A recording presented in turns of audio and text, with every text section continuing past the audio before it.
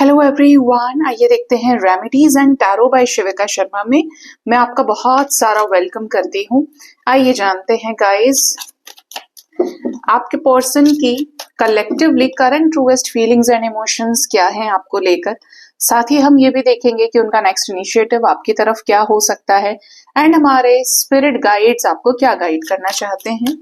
Higher realm की divine energies आपको क्या गाइड करना चाहती हैं। रीडिंग जनरल कलेक्टिव टाइमलेस है, तो जो रेजोनेट करता है वो आप रखें एंड रेस्ट को जाने दीजिएगा। प्लीज गाइड कीजिए angels, current truest feelings and emotions. Very unexpected. First card ही we have the tower, then we have 7 of pentacles, knight of wands and we have strength card. Clarify कीजिए tower movement को। Page of wands, okay, then we have star card. 7 of pentacles क्यों है, clarify कीजिए Bholenath. 8 of cups और knight of wands क्यों है। 4 of wands और strength का कार्ड क्यों आ रहा है, तो क्वीन ऑफ पेंटिकल्स है। बॉटम ऑफ द डेक है किंग ऑफ स्वॉर्ड्स, साथ में 9 ऑफ सोर्ड्स का कार्ड है। सबसे पहली चीज, एक स्टार्टिंग में इंफॉर्मेशन आपको दे देती हूँ। आप में से जितने भी लोग ये पूछ रहे हैं कि मैम और किसी वर्जन में बुक अवेलेबल नहीं है, जो कल बुक मैंने आपको दिखाई थी, ये वाली तो सिर्फ हिंदी में अवेलेबल है और टाइटल आपको पता है, दिख ही रहा है सामने से। मैंने चैनल पे भी बोला, भक्त और भगवान के ऊपर ये बुक है, स्पिरिचुअलिटी के ऊपर, ठीक है। तो गाइज यहाँ पे अगर बात करें आपके पर्सन की collectively current truest feelings and emotions की, तो आपके पर्सन और आपके बीच में हो सकता है कि रिसेंटली कोई टावर मूवमेंट आया है या जल्द आ सकता है कोई टावर मूवमेंट, कोई बड़ा चेंज जो या तो बहुत पॉजिटिव होगा या बहुत नेगेटिव होगा। अगर ये रिसेंटली आ चुका है, ठीक है, ये एक वार्निंग मैसेज भी है। अगर ये टावर मूवमेंट आ चुका है तो अब आपकी जिंदगी में इस पर्सन के साथ में चीजें बहुत ही ज्यादा ब्यूटीफुल तरीके से रिकंसिलिएशन में कन्वर्ट होंगी, ठीक है। यानी जो चेंज होगा, अब जो ये चेंज आया है डिवाइन इंटरवेंशन के जरिए, जो चीजें खत्म हुई है इस पर्सन के साथ में, वहां पर एक जबरदस्त शिफ्ट ऑफ न्यू बिगनिंग नजर आ रहा है, ठीक है। जिनके लाइफ में ऐसा कोई सिचुएशन नहीं है, वो थोड़ा सा अपने आंख नाक कान खुले रखें, सोच समझ के बात करें अगर आप स्पेशली कांटेक्ट में है, क्योंकि हो सकता है कि यहाँ पर सडनली कुछ ट्रिगर्स आपको मिले और ये कहीं ना कहीं डिवाइन की तरफ से ऐसा रहेगा जहां पर चीजों का एक तरह से समझो कि कॉस्मिक अलाइनमेंट होगा। अब कॉस्मिक अलाइनमेंट में क्या है कि कुछ डिवाइनली गाइडेड चेंजेस होंगे, जो हो सकता है थोड़ा सा आपको स्टार्टिंग में प्रॉब्लम करे, लेकिन जो उसका आउटपुट होगा, अगर आपकी रिलेशनशिप में कुछ इश्यूज हैं, कुछ प्रॉब्लम्स है पर्सन की तरफ से, स्मूथ गोइंग रिलेशनशिप नहीं है, सिंपल नहीं है चीजें, कॉम्प्लेक्स है बहुत ज्यादा चीजों में, ठीक है। तो ऐसे सिचुएशंस में ये टावर मूवमेंट रिलीज करेगा नेगेटिव लोगों को, नेगेटिव इंटेंशन के लोगों को, सो दैट आपकी लाइफ में क्लैरिटी आ सके, आपकी विशेष पूरी हो सके, आपकी जिंदगी में हंसी खुशी आ सके, ठीक है। ये एक चैनल्ड मैसेज है, इसका ध्यान दीजिएगा। अब यहां से बात करते हैं फीलिंग्स और इमोशंस की। तो आपके पर्सन सोच रहे हैं आपको लेकर कि आपके साथ जब रिश्ता खत्म किया तो सडनली डिसीजन ले लिया, ये बहुत गलत कर दिया। स्पेशली उन लोगों के लिए मैसेज स्ट्रांग है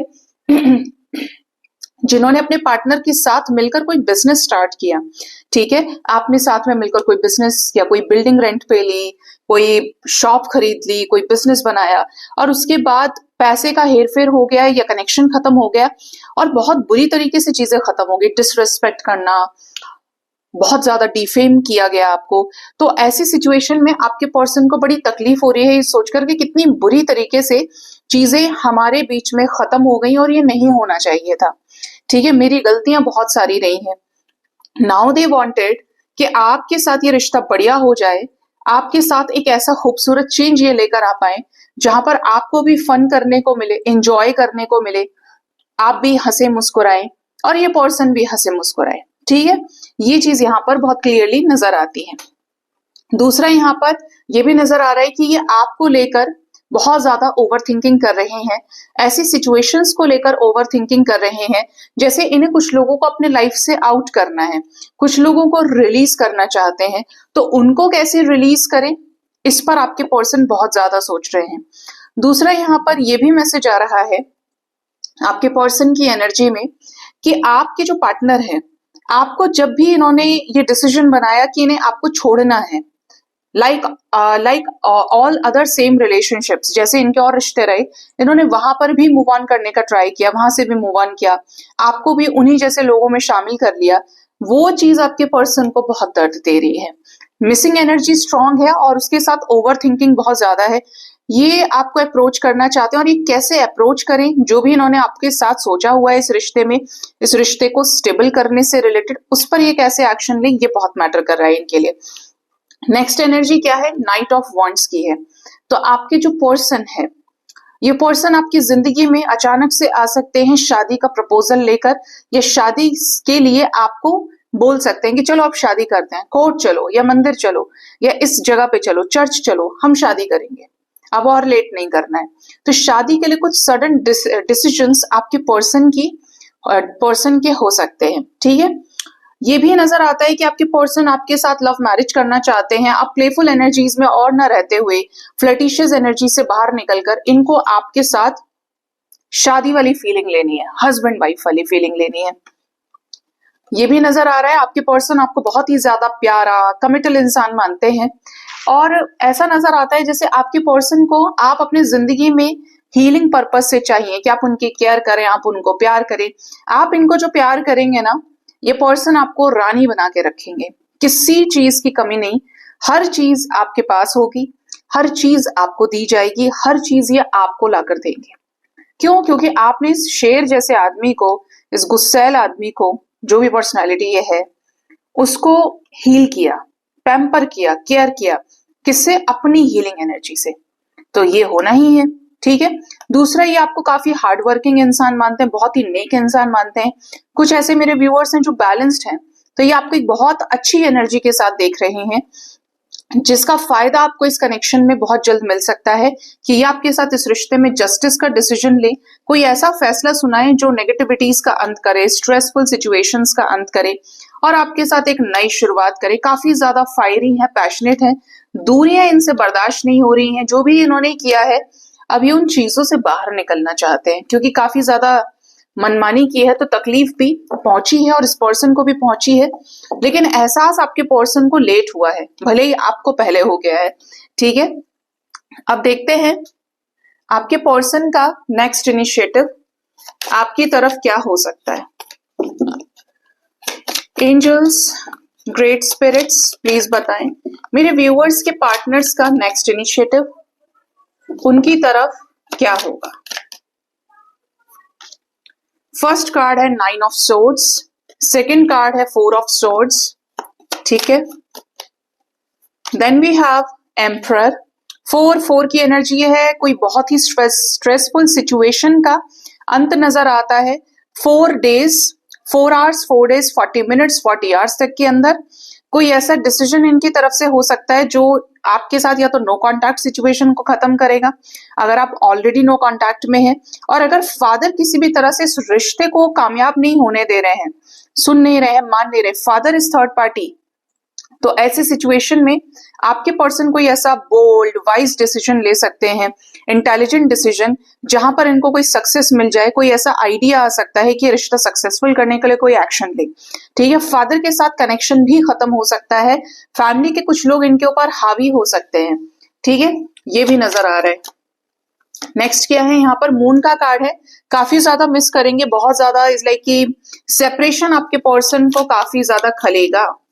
नेक्स्ट एनर्जी है किंग ऑफ कप्स। अभी मैंने बोला सेपरेशन खलेगा, जाहिर नहीं करेंगे लेकिन दिल में आप रहेंगे, और यही चीज इनको दर्द देगी कि आपके साथ दूरियों को इन्हें मिटाना है, दूरियों को खत्म करना है।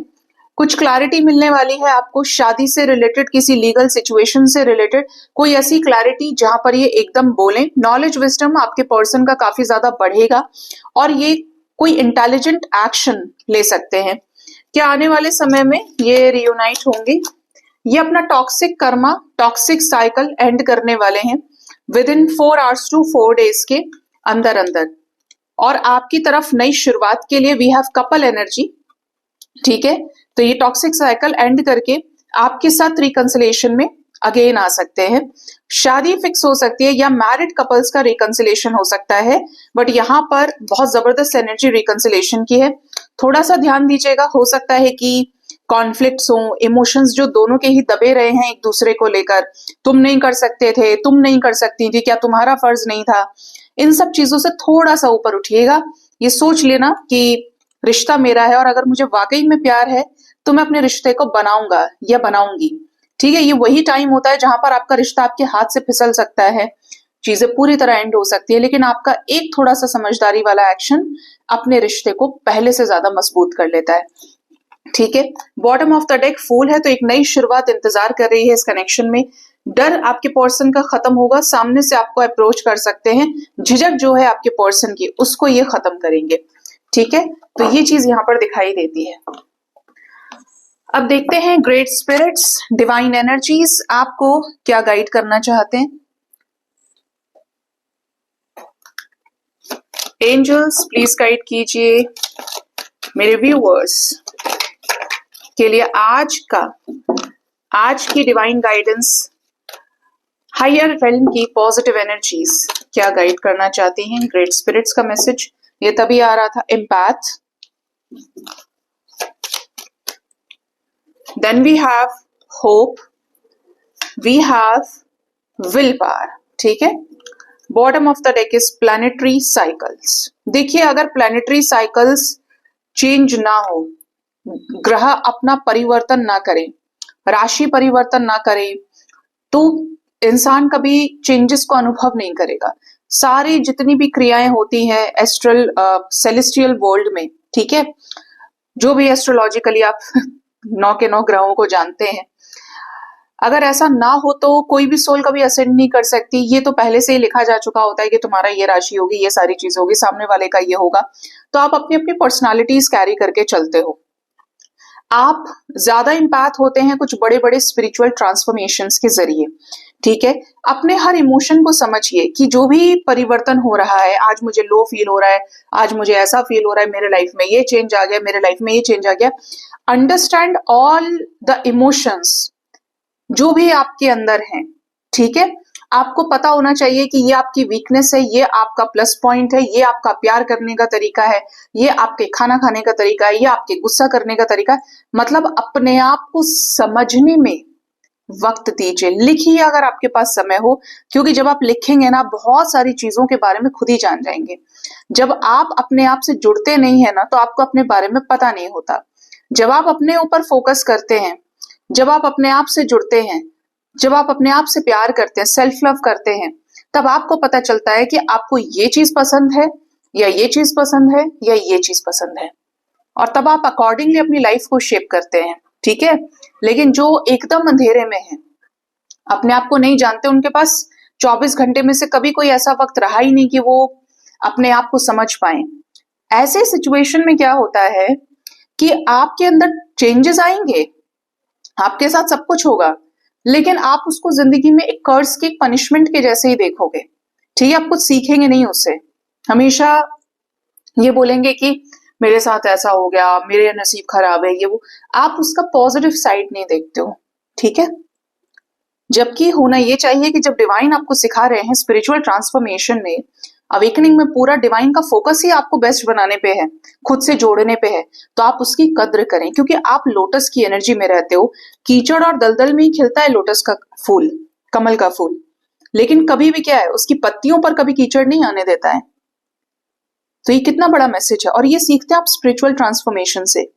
वो खिलेगा भी, वो बड़ा भी होगा, वो भगवान को अर्पित भी होगा, लेकिन उसका वही ओरिजिन है। ये ऐसा ही संसार है जहां पर बहुत ही कष्ट है, बहुत ही दुख है, बहुत ही पीड़ा है। हर किसी से पूछ लो, किसी न किसी के पास कोई दुख होगा ही होगा। कोई ऐसा नहीं होगा जो बिल्कुल सुखी है।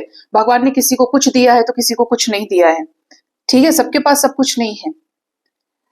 तो यहां पर ही आपको कमल बनना है, यहीं पे आपको अपने आप को खुद से जोड़ते हुए कमल के जैसे खिलना है कि देखो हम इस कर्म बंधी, इस ऋण बंधी संसार में हैं, और इसमें भी रहकर हर चीज का सामना हिम्मत से करते हुए हम खिल रहे हैं, हम बड़े हो रहे हैं, हम स्ट्रांग बन रहे हैं, इंडिपेंडेंट बन रहे हैं।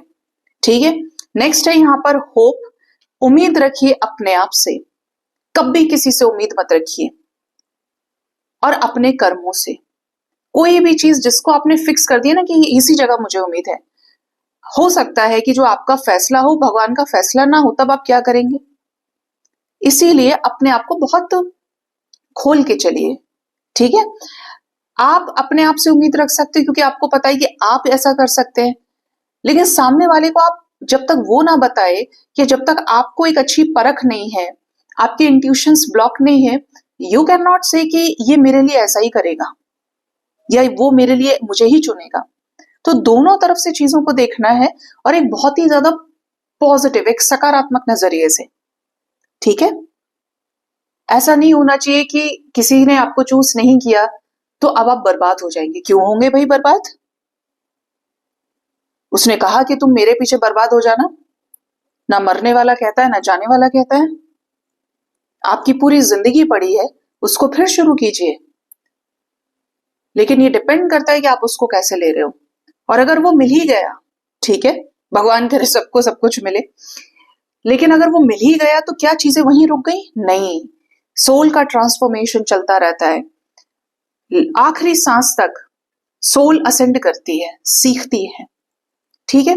तो उम्मीद रखनी है अपने आप से, अपने कर्मों से, कि कर्म अच्छे होंगे तो फल अच्छा ही होगा, चाहे कुछ भी हो जाए। बिल्कुल ऐसे ही समझो कि एक बहुत पढ़ा लिखा इंसान अगर एक सच्चा कर्मयोगी है तो वो भूखा मर ही नहीं सकता। चाहे वो किसी भी फॉर्म में काम करे, चाहे वो जॉब करे, चाहे वो बिजनेस करे, कर्म करने वाला है और कर्म अच्छे हैं तो भूखा नहीं मरेगा, कभी नहीं मरेगा। ये आपको सपोर्ट है। लास्ट है विल पावर। तो जिसका विल पावर मजबूत होता है वही सच्चा कर्मयोगी है, वही अपनी खाई में गिरी हुई जिंदगी को बाहर निकालना जानता है, वही सरेंडर करना जानता है। और जब वो डिसाइड कर ले, सोचने वाली बात है कि आप एक पूरा एक आपको कोर्स दे दिया, ठीक है, आपको एक कोर्स दे दिया, आप साल भर उसे पढ़ रहे हैं। अब उसमें आप देखोगे कि जब आपकी परीक्षाएं होंगी या कभी आपने दी होंगी, अरे कौन है भाई, सब बात सुन रहे हो मेरी? तो जब परीक्षा का समय होगा तो जो चीज आप पूरे साल भर याद नहीं कर पाएंगे या ना कभी याद कर पाए थे अपने समय में, वो आपको एग्जाम के प्रेशर से जल्दी जल्दी याद होने लगेगा, जल्दी जल्दी दिमाग में बैठने लगे, क्योंकि पूरा सिलेबस आपको कंप्लीट करना है, राइट? इसी तरीके से यहाँ क्या है, आपका विल पावर है, क्योंकि आप खुद चाहते हो उसको करना। आप ये कहें कि मैं अब ये गलती नहीं करूंगा, ठीक है, लेकिन आप खुद ही चाहते हो कि मैं ये गलती करूं, तो आप बार बार सेम चीज करोगे। और अगर आप नहीं चाहेंगे तो मजाल है कि आप उस गलती को करते हैं। विल पावर में इतनी ताकत होती है क्योंकि ये मनुष्य के संकल्प सिद्धि से जुड़ा हुआ है, कि आपने किसी चीज का संकल्प लिया तो आप उसको सिद्ध करके मानते हैं, ठीक है? सो गाइज, ये थी आज की गाइडेंस। अपना बहुत ज्यादा ख्याल रखिए। Thank you so much, bye bye, take care, Har Har Mahadev.